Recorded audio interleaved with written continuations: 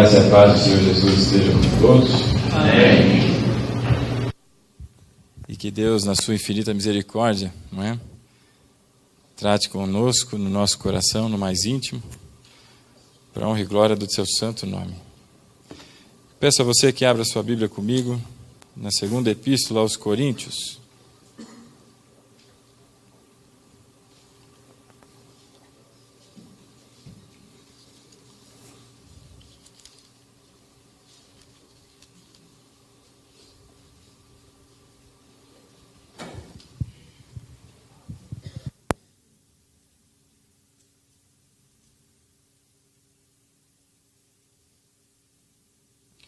Segunda Epístola aos Coríntios, capítulo 3.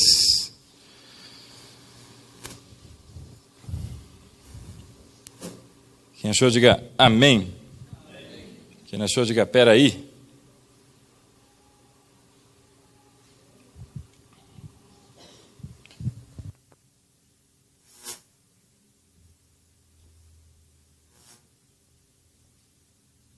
Capítulo 3, nós vamos ver os versos... Aliás, o verso de número 5.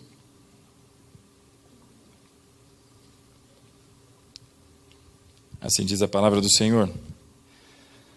Não que sejamos capazes de pensar alguma coisa como se viesse de nós mesmos, mas nossa capacidade vem de Deus. Vamos ler mais uma vez? Não que sejamos capazes de pensar alguma coisa, mas se viesse de nós mesmos, como se viesse de nós mesmos, mas a nossa capacidade vem de Deus. Convido você a fechar os teus olhos, curvar a sua fronte.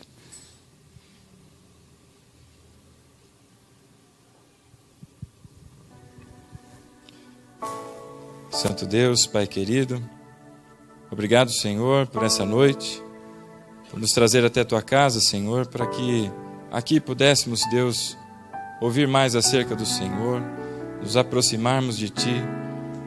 Eu peço, Pai, em nome de Jesus, que o Senhor perdoe as nossas falhas, que o Senhor nos conduza no caminho da Tua graça, Senhor, e que dia após dia possamos todos nós crescer, Pai, para a honra e glória do Teu santo nome. Assim nós te pedimos e assim te agradecemos, em nome de Jesus. Amém? Glória a Deus, irmão. O retorno só que está muito alto aqui, desse, eu acho que ele está microfonando. Vocês estão ouvindo um fuim? Não? Só eu. Amém, queridos? O texto que nós lemos aqui em 2ª Epístola aos Coríntios, no capítulo 3, é o momento em que Paulo descreve algo precioso para todos nós, que é Deus quem nos capacita. Eu já ouvi muita gente dizendo, olha, eu não sou preparado, eu não tenho estudo, eu não tive acesso, eu não tive a oportunidade. Várias coisas se dizem. Eu queria dizer algo para você. Talvez você já saiba, mas é importante que a gente ratifique. É Deus quem capacita a cada um de nós. Não é você, não vem de você, não é o teu pastor, não são as 500.000 horas de aula que você assistiu, ou aos 10 minutos que você pegou hoje de manhã. Deus é quem capacita cada um de nós. E essa capacitação que Deus traz para todos nós é parte de algo que nós chamamos de dispensação. Hoje é o 4º ato que nós celebramos para quem nos visita hoje.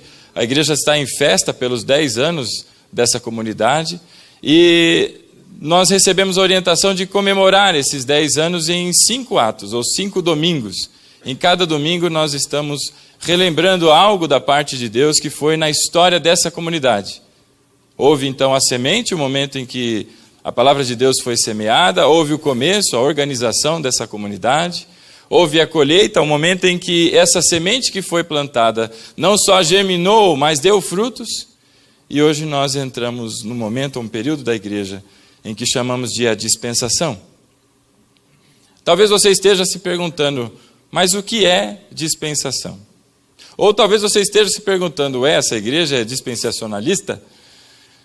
Eu queria te explicar, meu irmão. Dispensação é um ato generoso de Deus, é um ato generoso da parte de Deus, que nos dá de modo gracioso, ou seja, sem receber nada em troca, ou seja, sem que eu merecesse absolutamente nada, Ele nos dá e dá abundantemente todos os instrumentos que nós precisamos para a realização da nossa missão.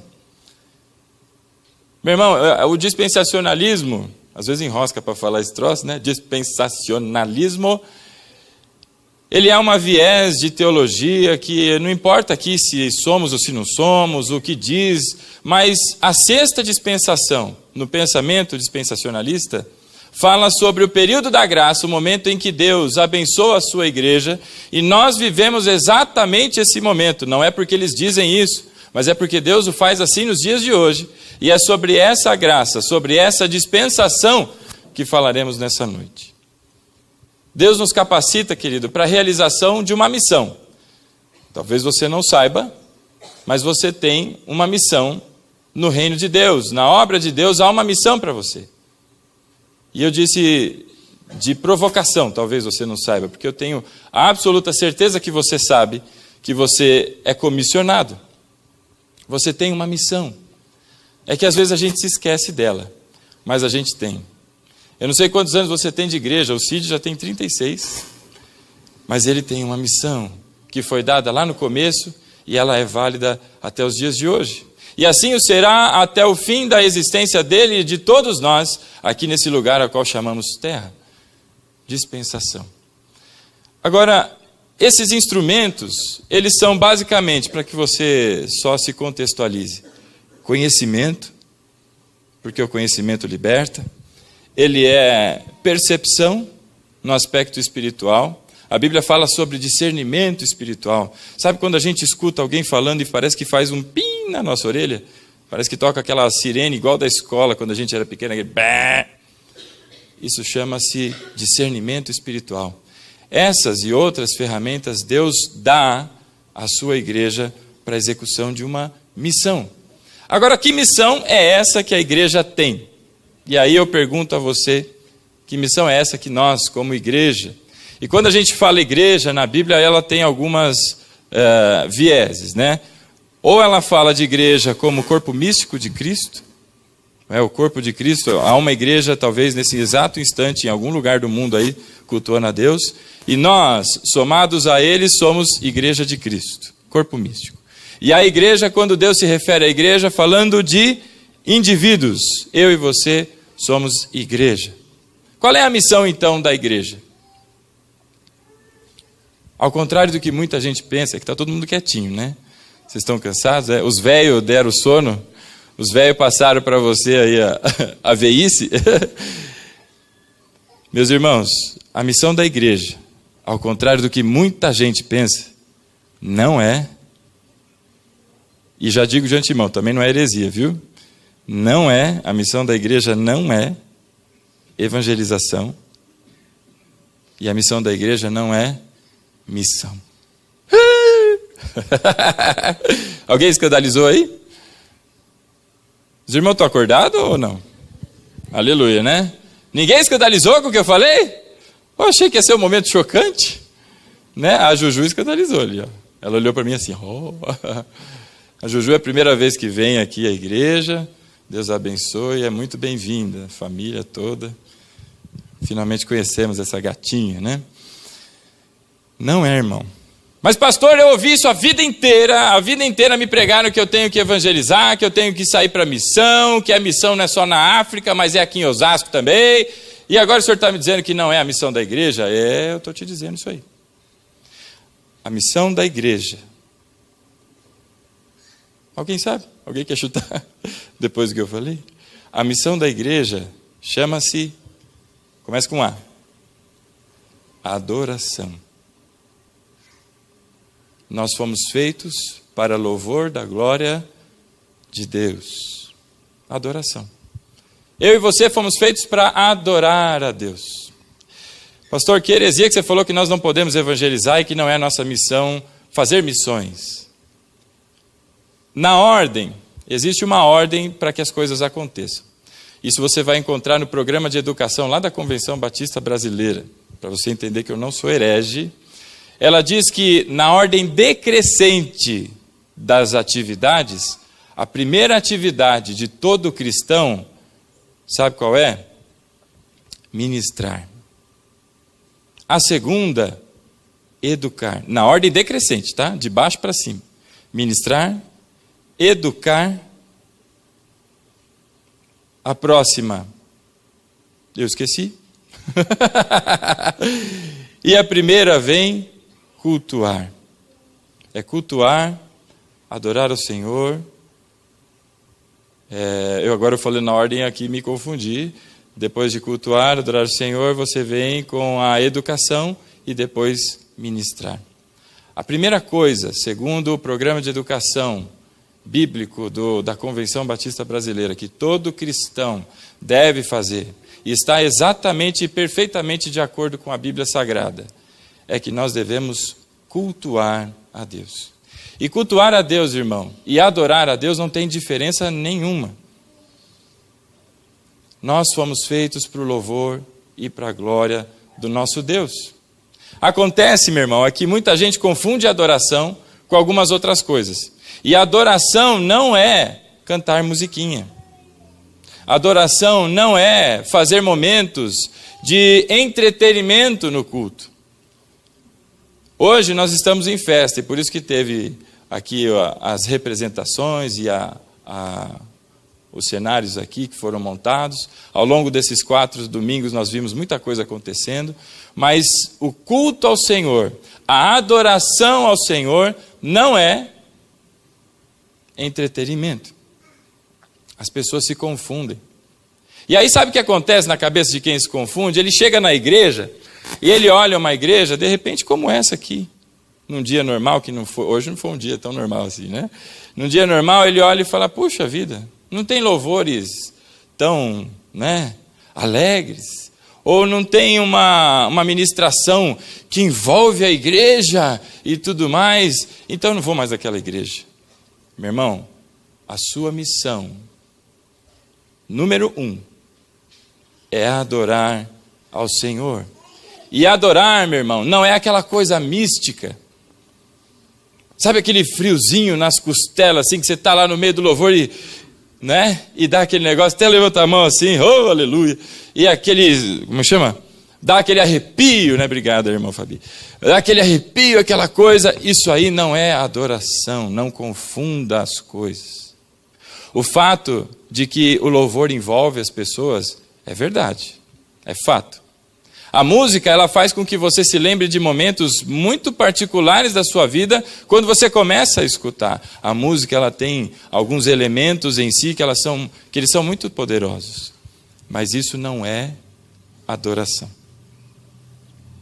Portanto, aquelas pessoas que foram movidas por emoção, que levantaram a sua mão em algum momento da vida porque se sentiram emocionadas, talvez levantaram a mão ao vento. Talvez falaram coisas ditas ao vento, porque a adoração não é emoção. Isso tira o caráter volitivo das pessoas, porque elas são induzidas. O caráter volitivo permite que você mantenha a sua capacidade de escolha. Você não é massa de manobra, meu irmão. Portanto, a adoração não é aquela coisa que parece que faz com que Deus seja diluído no meio das músicas e as pessoas são envolvidas, fecham os olhos e vai aquela coisa toda. Mas a adoração, no sentido mais puro da sua tradução, segundo o texto bíblico, tem uma única tradução. Adoração significa curvar-se. A sua missão é adorar o Senhor. A sua missão é se curvar na presença do Senhor. E sabe por que os hebreus, os israelitas daquela época, usavam essa expressão de adoração no sentido de curvar-se? Porque essa era a melhor maneira de que as pessoas, quando estavam indo para a santa presença de Deus, se lembrassem de como elas deviam se portar diante do Deus Altíssimo. Elas deviam se curvar, se prostrar. Eu e você temos uma missão, querido, que é nos prostrarmos diante de Deus. E quando isso acontece na minha vida e na sua, Quando nós nos curvamos diante de Deus, a consequência ou a implicação dessa atitude, sabe qual é? Você percebeu o seu lugar e agora você se sente impelido a falar do amor de Cristo para outras pessoas. Você se sente agora convidado, convocado para as missões. É algo natural, mas a primeira atitude de todo cristão, e é para sempre, é um estado na vida do cristão. Esse estado se chama adoração.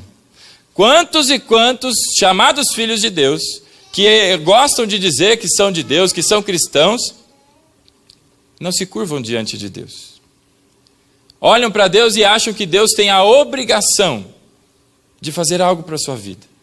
Acham que Deus tem o débito comigo e Ele tem a necessidade de honrar esse débito, porque está lá na palavra, está lá nas escrituras e Deus me fez uma promessa. Meu irmão, Deus não está sujeito a você. Nós todos estamos sujeitos a Deus. Não há inversão de valores. Nossa primeira missão nesta vida é adorar ao Senhor, é nos prostrar diante de Deus, é nos curvarmos diante do Senhor.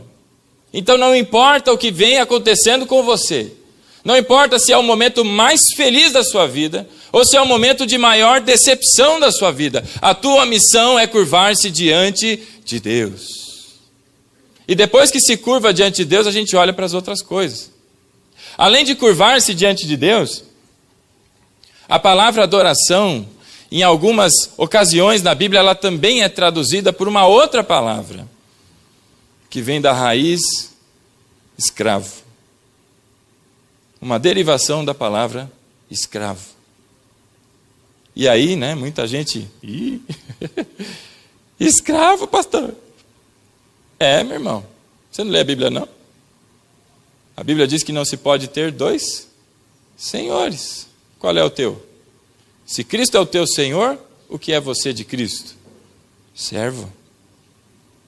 A palavra adoração, ela também é traduzida numa derivação de escravo. Agora, muita gente, né, tem um pensamento até os dias de hoje, como era dos gregos, de que a escravatura era algo vil, era algo baixo, né? Era algo ruim para os israelitas.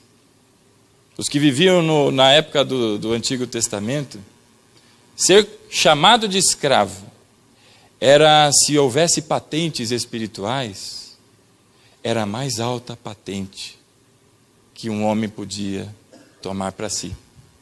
Ser escravo. Ser encontrado digno do serviço de Cristo. Portanto, meu irmão, é um equívoco muito grande a gente achar que, ou presumir, que a missão da igreja é a pregação do Evangelho. A missão da igreja é se encontrar digna da proclamação do Evangelho. Nós devemos nos curvar diante do Senhor. Quantos e quantos estão em rebeldia? Pastor, mas eu vou à igreja todo domingo, mas é rebelde. Não se curvou diante de Deus. Precisa adorar.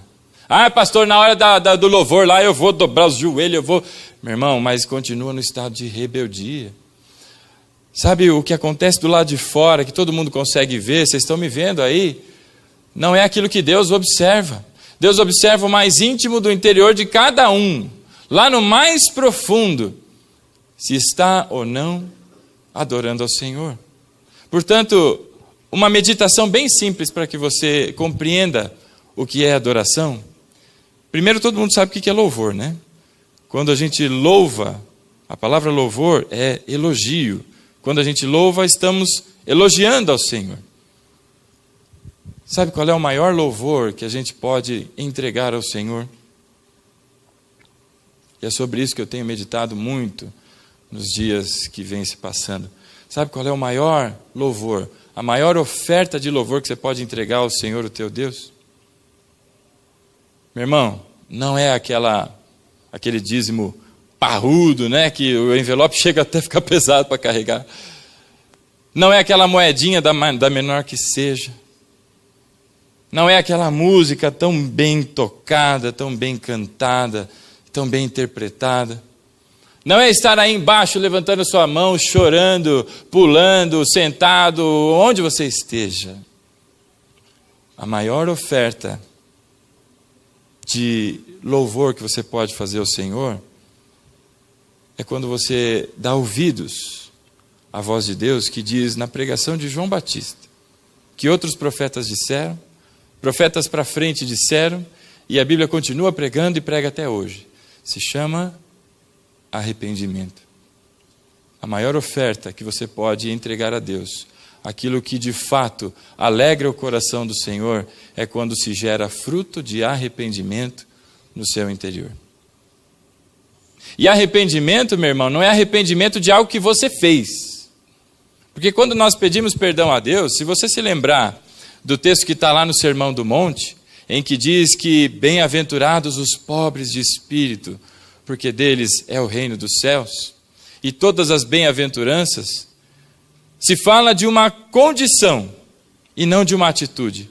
Quando nós pedimos perdão a Deus, o arrependimento que Deus nos convida a ter, não é do que você fez hoje, não é do que você fez há minutos atrás, não é do que as semanas passadas você teve de atitude ou de anos a fio atrás, mas o arrependimento é de quem você é, porque você é insuficiente, porque você tem uma natureza pecaminosa, você tem uma condição que não agrada a Deus, e esta tua condição faz com que cada dia o leve por caminhos que não são os caminhos de Deus para a sua vida. Você já se pegou discutindo com alguém, e 5 minutos depois você para e olha e fala, uai, mas palavras, fui eu que disse essas coisas?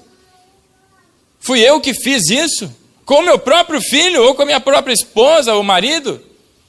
Você já se pegou em situações assim? Meu irmão, é como aquele que pensa, não, agora eu estou em Cristo, né? A minha salvação está garantida, para quem entende assim, ou não, enfim, eu vou pedir perdão e está tudo certo, aí eu erro de novo, eu peço perdão, erro de novo, peço perdão, porque na cabeça daquele sujeito, ele já está garantido, então ele segue uma vida errante, à vontade, porque as coisas se foram. Não, querido. O perdão não é das coisas que você fez, porque não há nada que você faça que garanta a você o lugar que Deus te deu. Mas é o que Cristo fez por você que lhe dá a condição de ser chamado filho.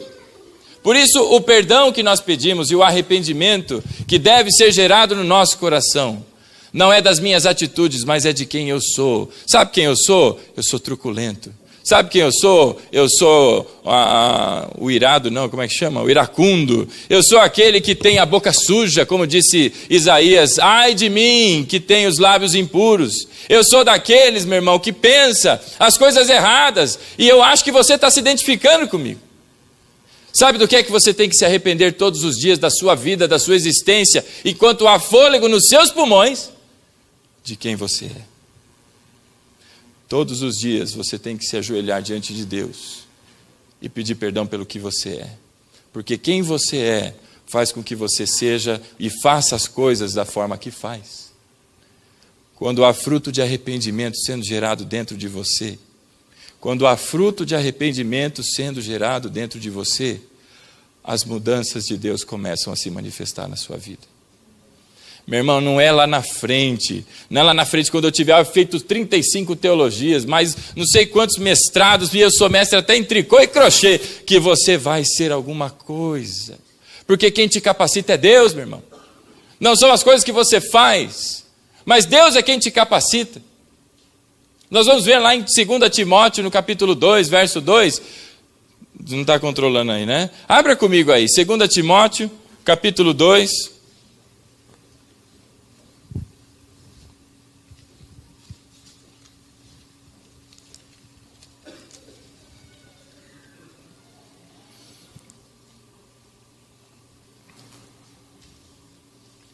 Capítulo 2 de 2 Timóteo.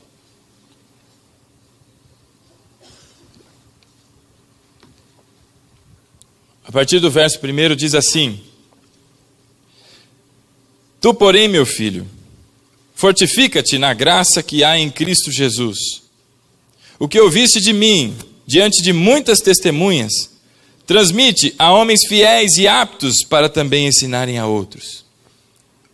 O que disse Paulo a Timóteo? Fortifica-te na graça.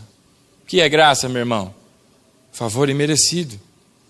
Nós não merecemos, mas recebemos. Então fortifica a tua vida na graça. E na continuidade ele diz: aquilo que você ouviu de mim, na presença de várias testemunhas, isso replica para outros que estejam também aptos a replicarem. Aonde foi que esses ali fizeram teologia, irmão? Onde foi que esses aí estudaram em pós-graduação em Harvard, em Massachusetts? Aonde foi? Mas o que disse Paulo, aquilo que você ouviu de mim, replica para outros. Aquilo que você recebeu de Deus até aqui, meu irmão, aquilo que a graça de Deus lhe trouxe, de conhecimento, de experiência com Deus, replica, meu irmão. Eu vou dizer uma coisa, tinha gente aqui hoje de manhã na escola bíblica, quem se lembra do que falamos? 1, 2, 3, 4, o que nós falamos? Você que chegou atrasado. Quem estava domingo passado na escola bíblica? Quem se lembra do que nós falamos? 10, né? Tinha que lembrar. 3 domingos atrás, quero ver se lembra agora. Tá bom, vai, há 2 meses atrás, quem lembra?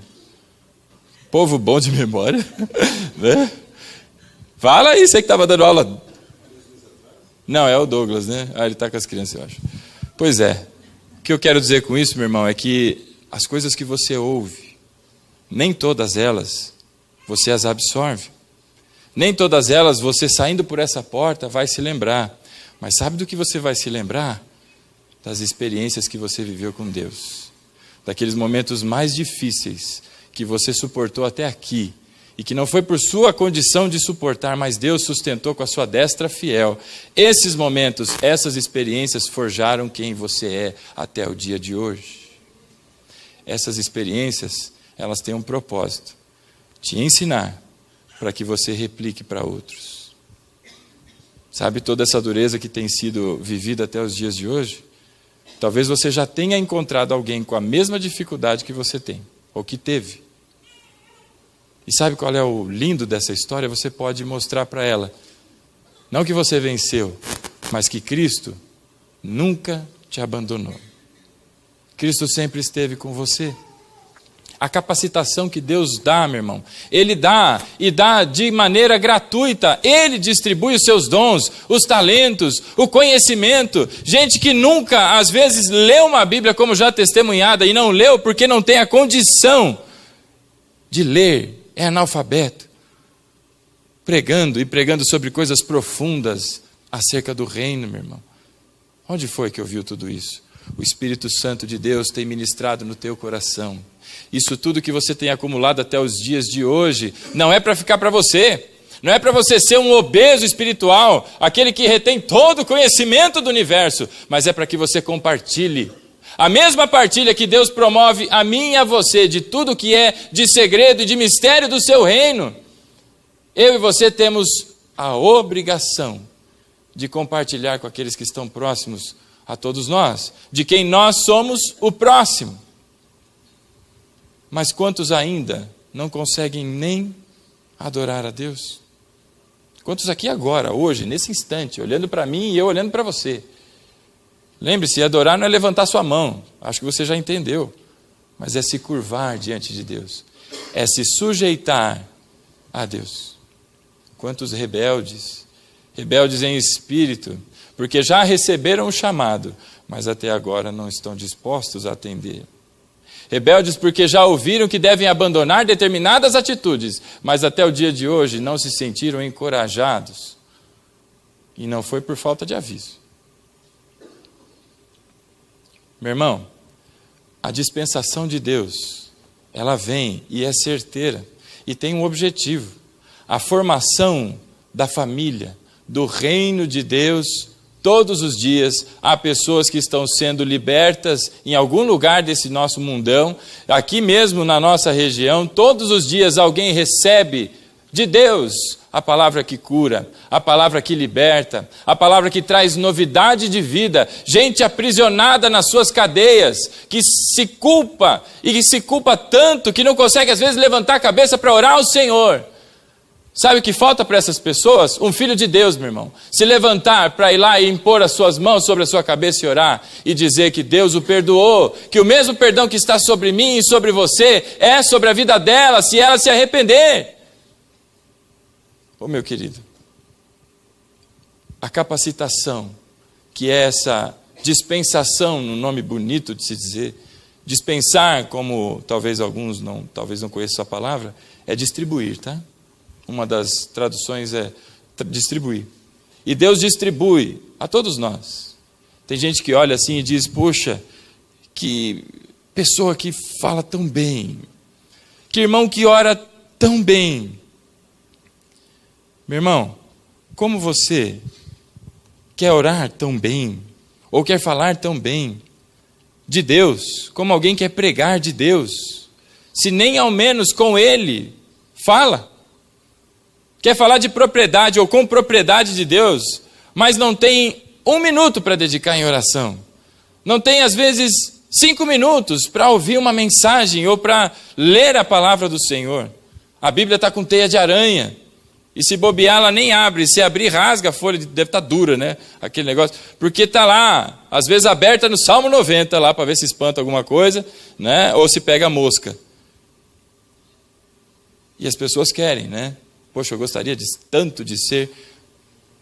Meu irmão, o chamamento de Deus para mim e para você nessa noite é que nós fomos criados para o louvor da sua glória, para adorá-lo.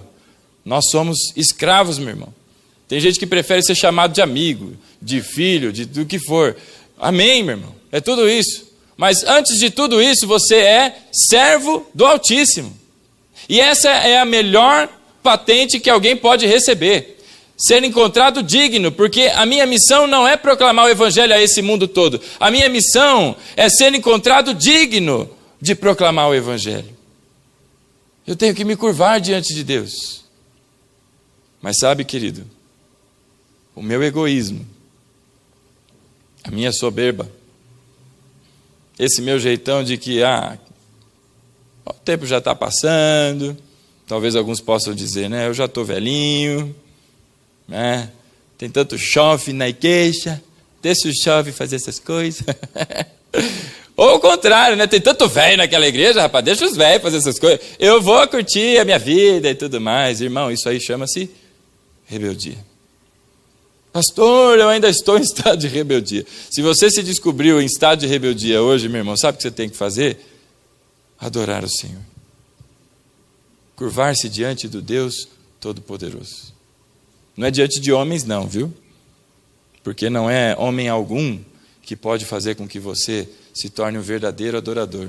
É por isso que a Bíblia diz que Deus procura os verdadeiros adoradores, que o adorem em espírito e em verdade. Ou como diz a tradução, no espírito da verdade, que é Cristo, querido.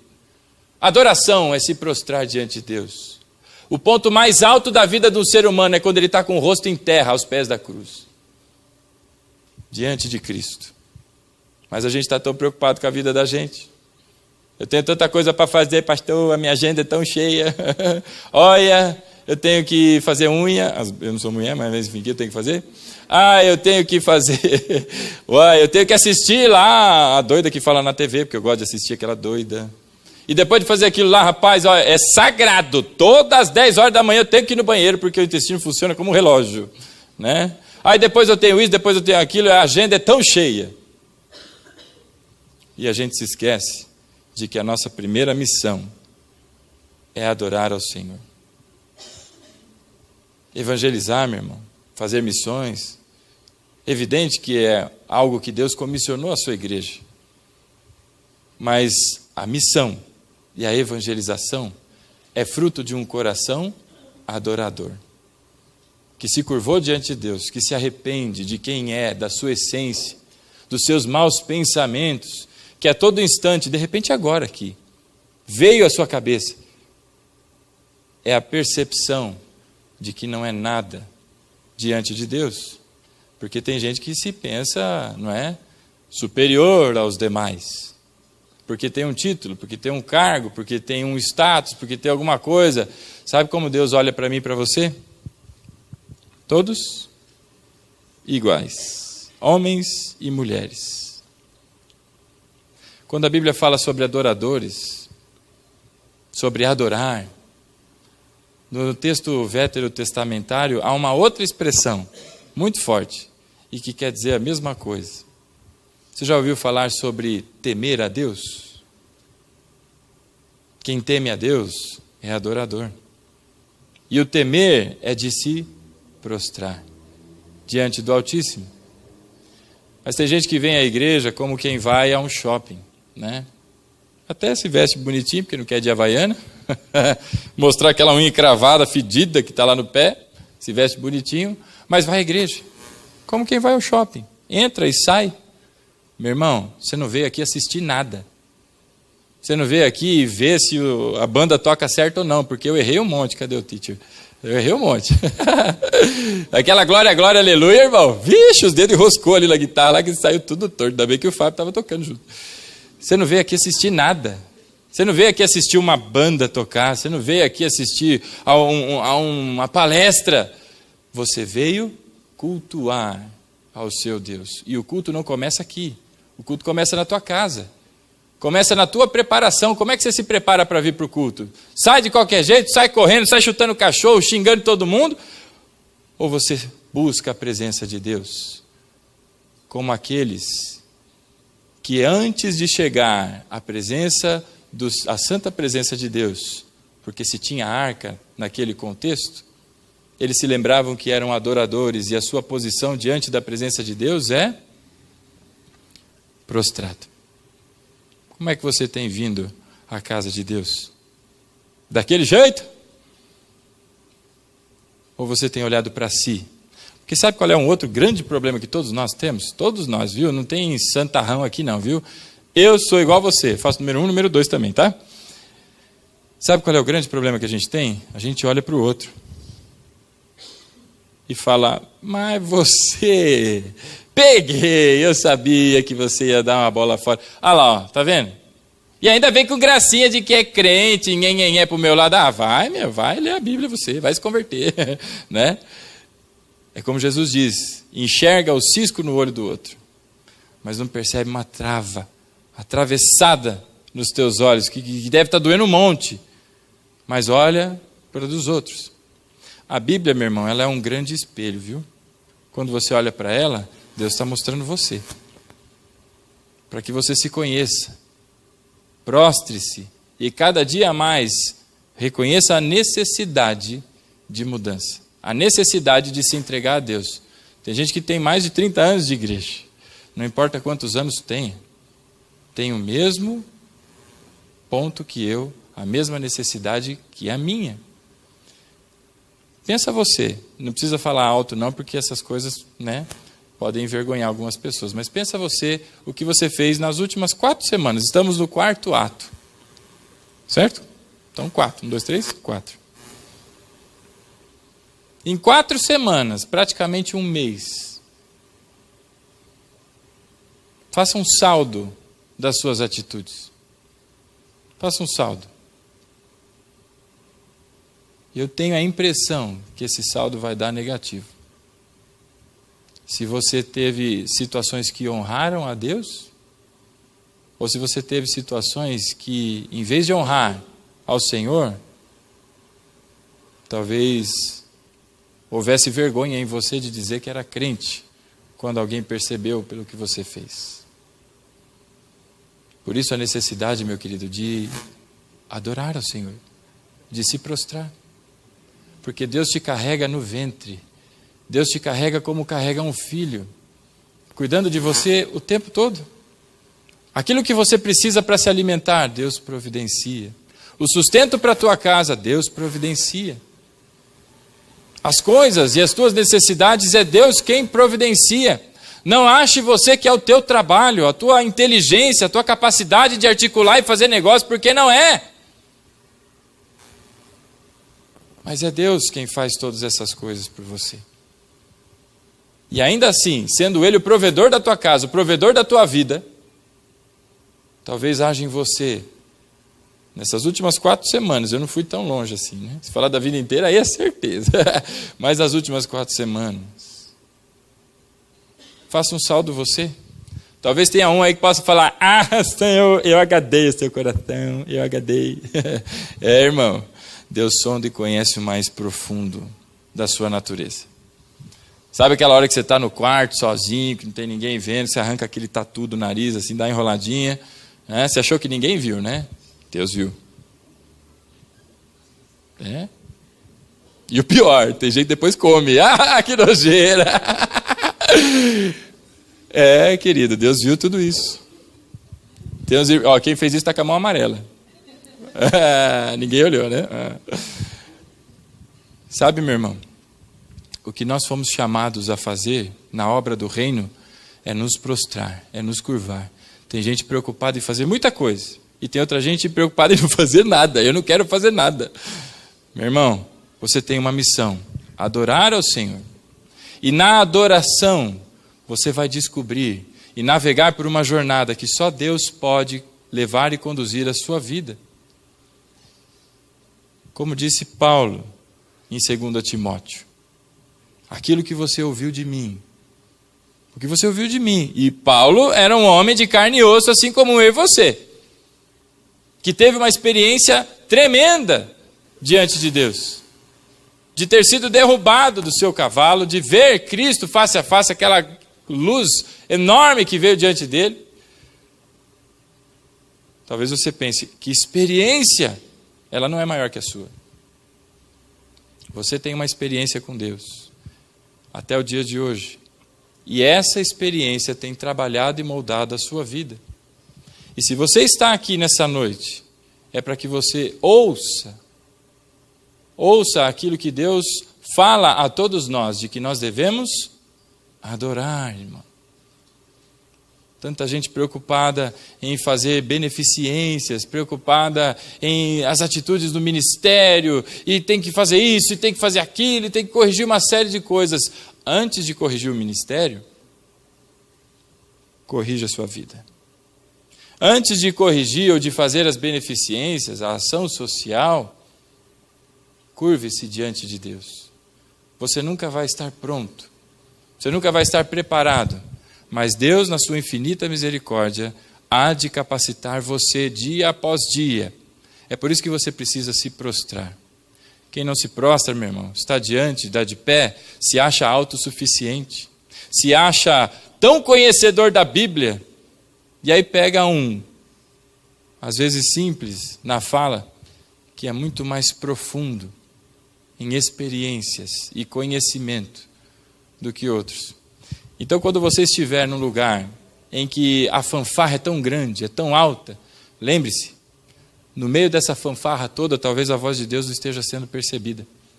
No meio da algazarra e do pula-pula e do e com tanta coisa assim, a voz de Deus talvez não esteja sendo percebida. Portanto, querido, os olhos do cristão, eles não estão voltados para o mundo, mas os olhos do cristão estão voltados para Deus, ou devem estar voltados para Deus. Quando nós lembramos disso e quando nós percebemos isso na nossa vida, nós entendemos que Deus, Ele merece as primícias da nossa vida. Ele é a primícia. Ele, porque Ele é o primeiro a ser ressurreto. E não ressurreto de corpo, ressurreto tão somente, mas na obra de salvação, Ele é o primeiro de muitos, mas é o primeiro. E na minha vida e na sua vida, Cristo também deve ser o primeiro. Meus irmãos, às vezes a gente para pensar e observa, poxa vida, o pastor fica aí puxando a orelha da gente, né? Pô, já não tem idade mais para ouvir esse tipo de sermão não, rapaz. Já fui missionário na África, rapaz. Já arranquei leite de cabra, não sei aonde. Já, sei lá o que mais que eu fiz. Já tomei banho com... Deixa pra lá. Irmão, intimidade é uma coisa terrível, né? A gente sabe de coisas, né? Enfim, Depois eu conto para vocês, tá? Sabe, meu irmão, os nossos olhos não estão para o mundo. Eles não devem olhar para o mundo. Os nossos olhos devem olhar para Deus. Ele sim é o merecedor da nossa atenção. E quando nós vamos à igreja, quando nós estamos em nossa casa, quando nós vamos ao nosso trabalho, quando nós falamos com alguém, quando nós estamos num círculo de amizade, onde você estiver, você deve adorar ao Senhor, curvar-se diante de Deus.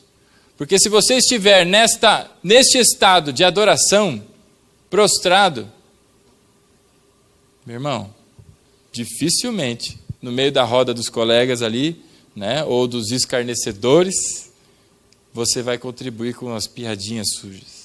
Dificilmente, na hora que você receber o troco errado, você vai pensar em enfiar no bolso. Dificilmente, na hora que você vê que alguém deu a bobeirada lá no sinal, você vai andar, sabe aqueles espertão? Tá todo mundo na fila, né? Todo mundo. Aí assim, tem uma brechinha. Deu uma brechinha, o cara passa todo, vá, e entra lá na frente, né?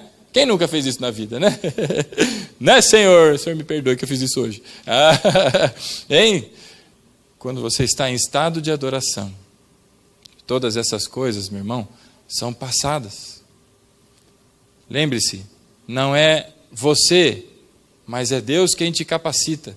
Então não se preocupe, porque na obra do reino, para aquilo que foi proposto a você, para o exercício e a manifestação da fé que há em Cristo dentro de você, Deus há de instrumentalizar você com conhecimento, com experiências e com uma série de coisas. Mas o mais importante de tudo na tua vida, que você deve prestar atenção, é adorar ao Senhor, o teu Deus. Eu devo ter falado isso umas 500 vezes hoje, mas é para ver se entra na cabeça de uma vez. Porque você deve se prostrar diante de Deus todos os dias da tua vida. Lembra a hora que a ira sobe, meu irmão, e toma conta, que você perde até a noção da vida? Que saem cobras e lagartos dessa boca aí? É nessa hora, meu irmão, que você deve se prostrar ao Senhor. Nessa hora que você deve se lembrar a quem você serve, de quem você é escravo, meu irmão. Porque você é escravo de Cristo. Antes éramos escravos do pecado, mas passamos da morte para a vida através do sacrifício de Cristo. E se éramos escravos e tínhamos um Senhor, agora nós somos de outro Senhor, nós somos escravos. Perceba, meu amado, que a vida do cristão não é algo que deve ser conduzida de qualquer forma. Mas há uma necessidade de observação constante da nossa própria vida espiritual.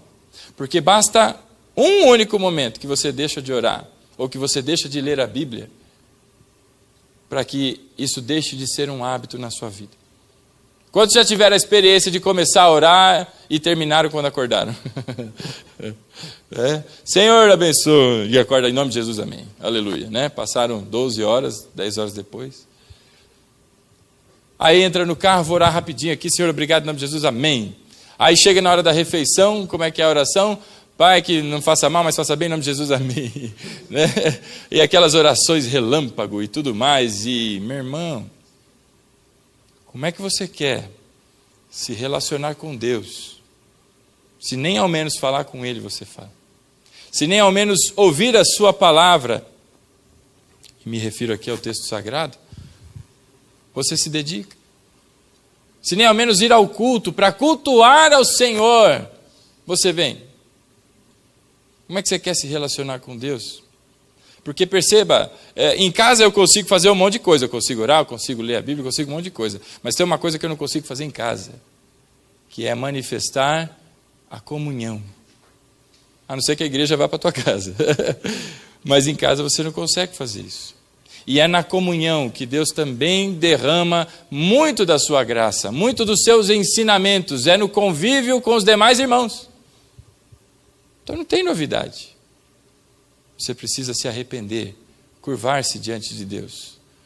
Essa boca suja que você tem, o Senhor fará com que uma tenaz, uma brasa viva, saia lá do trono do Senhor e toque os teus lábios. Da mesma forma vai tocar esse teu pensamento, essas coisas, você será liberto delas. Essas cadeias que te amarram, né, elas serão quebradas, meu irmão. Mas tem crente que é tão sem vergonha que a cadeia nem está fechada. Pensa naquelas correntes, elas não estão travadas. Elas estão ali, enroladas no pé. E o sujeito está fazendo assim para ver se enrola mais, né? Você está se enfiando no buraco, meu irmão? Você foi passear no inferno? Tirou férias de Deus e foi passear no inferno? Volta para a casa do Pai. Volta para a presença de Deus, porque Deus te espera como esperou o filho pródigo, de braços abertos. Não importa se você caiu, importa agora que você se levante e curve-se, prostre-se diante do teu Deus. E não é amanhã, não será daqui a uma semana, mas é hoje, amanhã e todos os dias da tua vida. Adore ao Senhor, prostre-se diante dele, deixa de ser rebelde, deixa de tomar para si aqueles pensamentos de que eu sou assim, cresci assim e vou continuar sendo assim. Não, não vai. Sabe por que não vai? Porque Deus não vai deixar. E quanto mais você insiste, mais penosas são as experiências que você passa, porque está em rebeldia. Não é muito mais fácil reconhecer? Pastor, quer dizer que aquele que é arrependido não passa por problema? Lógico que passa. Uai, quantos aqui podem testemunhar que passaram alguma coisa hoje? Claro que passa. A questão não é passar por problemas ou não, mas é o seu estado de espírito, a sua capacidade de passar pelas tribulações de modo suave, como Cristo andou sobre as águas. Nós todos passaremos pelas tribulações da vida, meu irmão, cantando, como Paulo, tomando chibatada e louvando ao Senhor, como tantos e tantos mártires que, ao morrer, ao serem ali espancados até a morte, estavam lá abençoando pessoas, estavam lá cantando e louvando a Deus. E não xingando e dizendo, pô, mas por que eu? E tudo eu, Senhor, por que isso comigo? Mas eles estavam passando pela tribulação, louvando ao Senhor.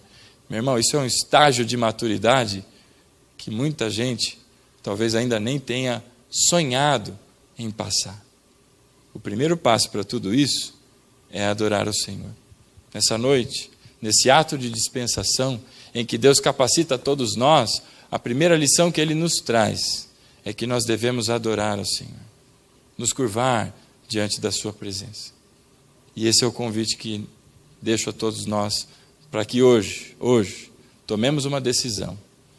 A palavra dessa igreja, o versículo que foi utilizado, é o que está em Josué, que diz, eu e minha casa serviremos ao Senhor. Mas antes de dizer, eu e minha casa serviremos ao Senhor, Josué faz uma pergunta às pessoas, a todo o povo. E ele diz, minha turma, vocês precisam tomar uma decisão aí. Ou vocês vão seguir essas bandalheiras, essas coisaradas da vida, ou vocês vão dar ouvidos ao Deus dos vossos antepassados, ao Deus de Abraão, Isaque e Jacó. Ou vocês dão ouvidos ao Deus, ou vocês seguem a vida errante. Mas hoje, tomai por escolha hoje, se vocês vão seguir o mundo ou se seguirão a Deus. Contudo, eu e minha casa serviremos ao Senhor, é o que diz Josué. Nessa noite, lhe faço um convite.